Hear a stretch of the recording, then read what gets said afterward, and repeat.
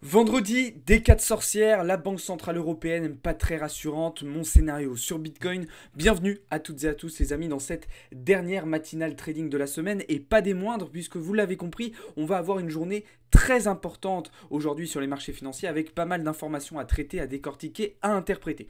On va faire ça tous ensemble ce matin, juste avant de commencer comme d'habitude.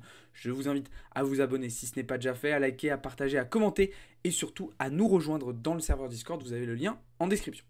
On va commencer ce matin avec un petit peu de macroéconomie, notamment en revenant sur les informations qui nous ont été données par la Banque Centrale Européenne hier, donc qui, sans surprise, a décidé de maintenir ses taux à 4,5%, hein, un petit peu comme l'ont fait la plupart des banques centrales mondiales. Mais attention, contrairement à la Fed, la Banque Centrale Européenne qui a été un petit peu moins rassurante, en effet, elle a dit très clairement qu'aucune baisse des taux n'était envisagée pour le moment. Okay, contrairement à certains membres du FOMC qui sont déjà pour adopter une politique monétaire plus accommodante, donc qui sont plus dovish, du côté de la Banque Centrale Européenne, c'est pas du tout le cas. Et d'ailleurs, la Banque Centrale Européenne a très bien souligné le fait que l'inflation va continuer de baisser, mais de manière beaucoup moins rapide sur l'année 2024. On voit ici les prévisions justement de la BCE pour les années à venir. On atteindrait potentiellement l'objectif de retour sous les 2% seulement à partir de 2025-2026 pour la BCE. Donc il y a encore du travail, le chemin va être encore long,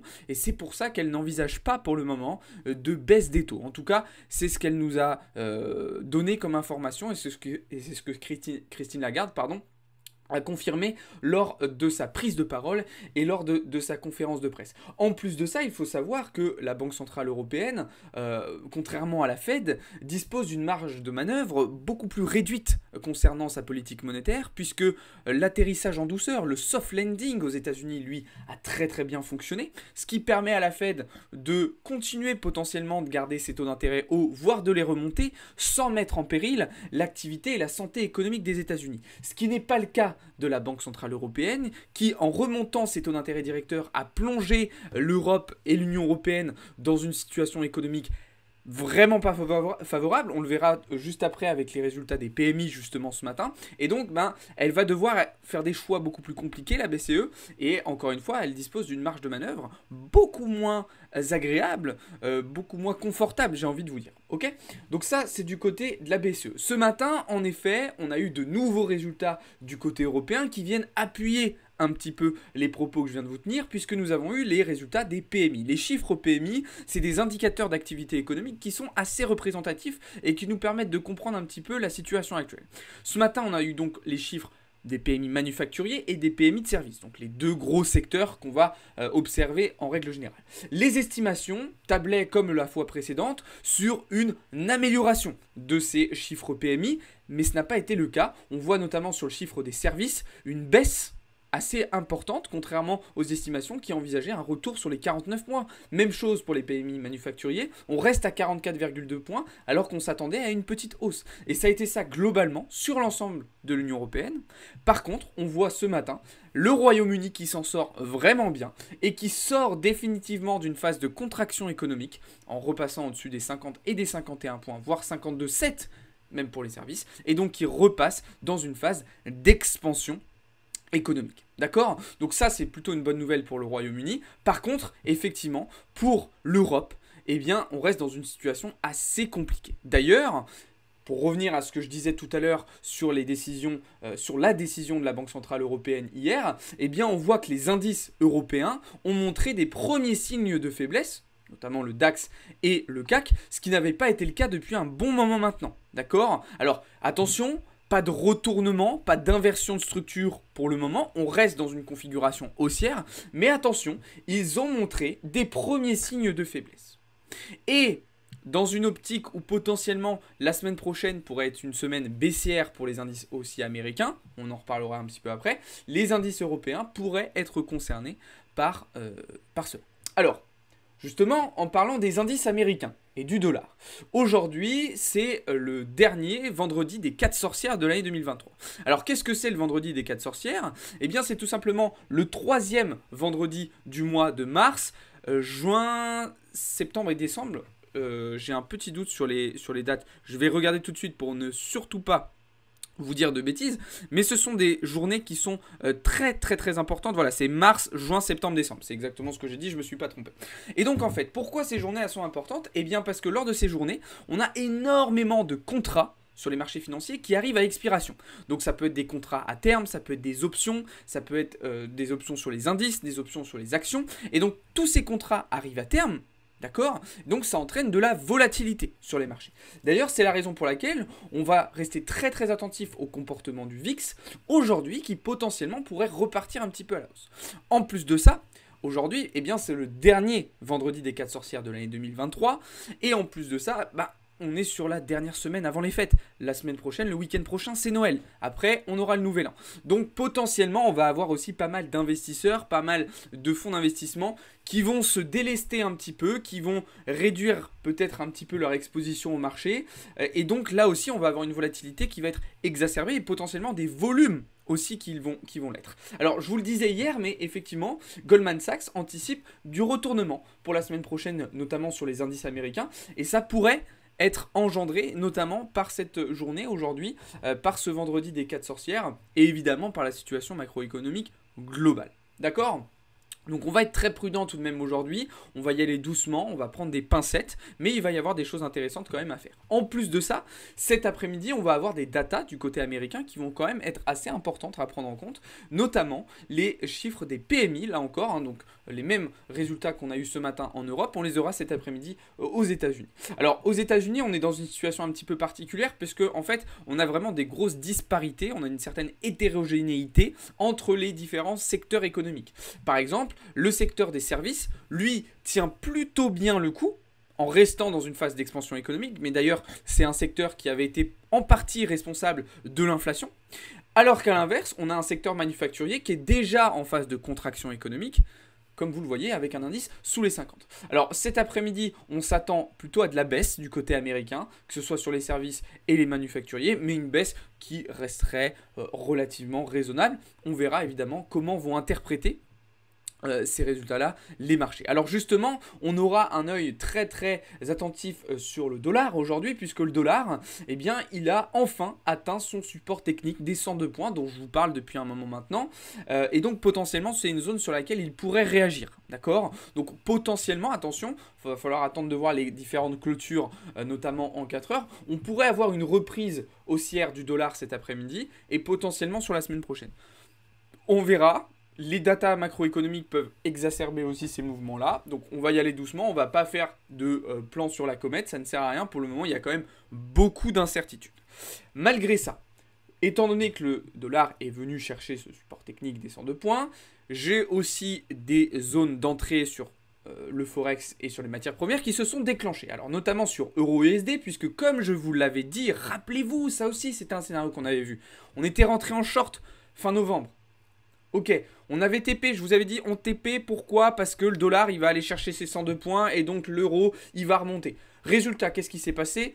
On est revenu chercher notre fameuse zone annuelle des 1.10, d'accord? 1.10 sur laquelle on s'est positionné un certain nombre de fois, je vous l'avais déjà montré, et donc sur laquelle on s'est repositionné encore une fois hier. Qu'est-ce qui se passe? Le prix réagit une nouvelle fois et on est rejeté. Là, franchement, vous voyez, c'est de l'analyse macro et technique, et juste avec des supports résistance. C'est simple, ok? Donc là, on a déjà sécurisé la position pour aujourd'hui. Évidemment, on s'attend à une continuation baissière pour revenir travailler sur les 1.081 environ, 1.082. De toute façon, je vous tiendrai au courant dans le serveur Discord. Ça, c'est la première chose. Et puis, j'ai repris une petite position aussi du coup du côté du gold. Alors, un peu plus risqué. D'accord, un peu plus risqué du côté du gold, va falloir être très très très prudent. Je vois qu'on bloque à nouveau sur ce niveau de résistance là des 2040 points, d'accord. Alors la bougie d'hier après-midi en plus à 15h est selon moi très très très très bearish. Alors là j'ai une position qui est relativement simple, hein. Je suis rentré en short maintenant, j'ai un SL juste au-dessus de la mèche précédente. Donc si on repasse au-dessus de ce niveau là, je close directement ma position. Là je ne vais pas du tout prendre de risques inconsidérés, ça ne servirait à rien. Mais mon objectif ça serait de venir récupérer de la FVG en direction des, un petit peu en dessous des 2000 points, en fait, si vous voulez. Mais là, voilà, ça reste une position quand même qui est beaucoup plus risquée. Et puis du côté du pétrole, pas de changement de ce point de vue-là. On reste plutôt en observation pour le moment. Je vous ai détaillé dans la vidéo d'hier matin le rapport de l'OPEP. Donc voilà, je vous invite à aller la voir. Je vous invite aussi à aller voir ce que je vous ai mis dans le serveur Discord. Autre petit point sur l'euro, puisque je viens d'y penser. On avait pris une superbe position sur Eurocad aussi.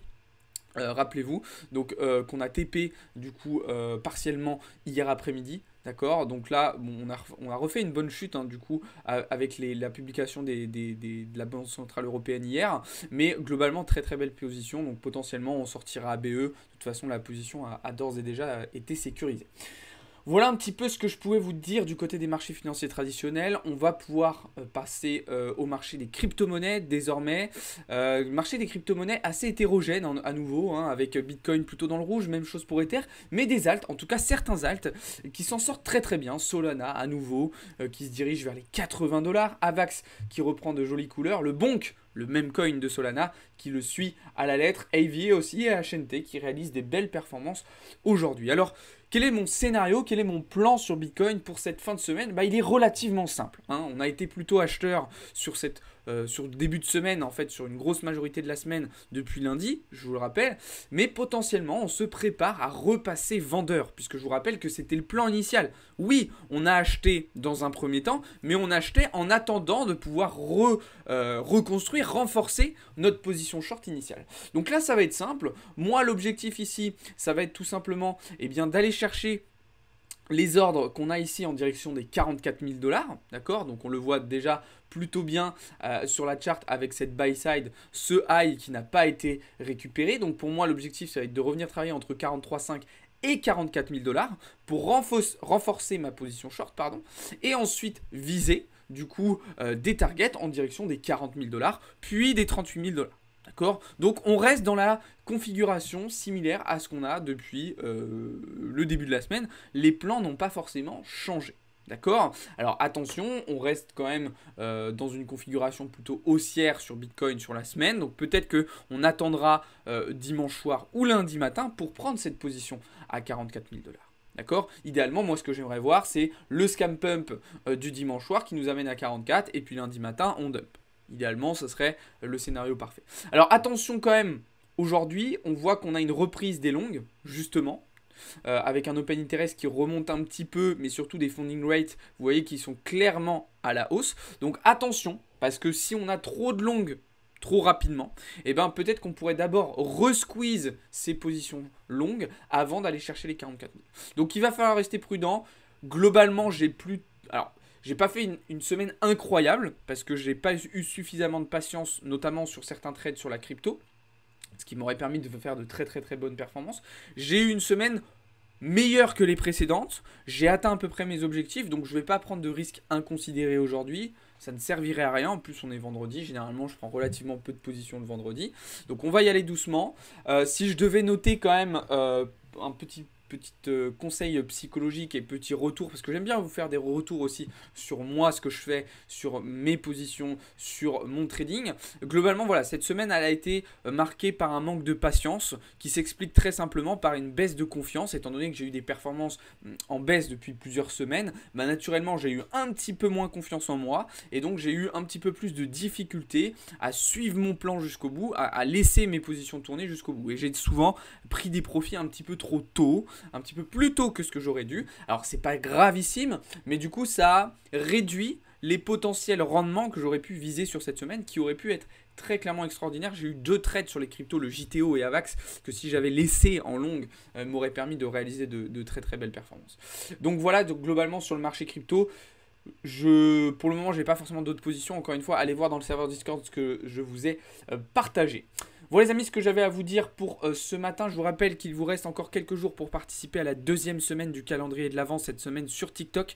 D'accord, on se retrouvera donc nous cet après-midi à partir de 15h15 pour suivre les annonces macroéconomiques du jour et l'ouverture des marchés, donc à Wall Street. Et à 18h, vous aurez un petit live avec Théo qui reviendra sur les actualités de cette fin de semaine, fin de semaine très très mouvementée, notamment avec ce qui s'est passé Vous l'avez vu autour de Ledger. Voilà les amis, on arrive au terme de cette vidéo. Merci de m'avoir écouté, de m'avoir regardé. Si cette vidéo vous a plu, eh bien n'hésitez pas à liker, à partager, à commenter et encore une fois surtout à nous rejoindre dans le serveur Discord. C'est là-bas que tout se passe les amis. Vous avez le lien dans la description. Voilà, je vous souhaite une bonne journée et je vous dis à tout à l'heure. Ciao tout le monde, c'était Alex pour Blockchain Capital.